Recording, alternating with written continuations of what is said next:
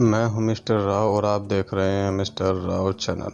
आज हम आपको बता रहे हैं महानूर नाम के many, lucky number, lucky day, lucky पत्थर के बारे में।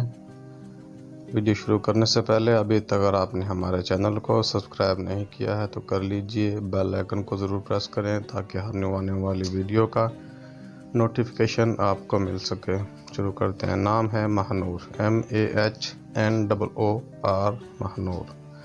महानूर के मैनी है चांद की रोशनी, चांद की चमक, चांद का नूर। मज़हब है महानूर क्या मुस्लिम, और लकी नंबर है महानूर के लिए 5। लकी दिन है महानूर के लिए एतवार और मंगल। लकी रंग है महानूर के लिए सुर्ख, जंगनुमा, हल्का सब्ज। लकी पत्थर है महानूर के लिए पखराज। लकी धाते हैं महानूर के लिए तांबा।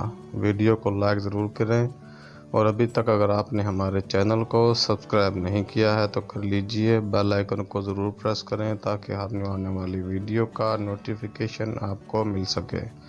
अपने नाम का मतलब जानने के लिए कमेंट में अपना नाम लिखें। Thanks for watching. Subscribe my channel mister Rao.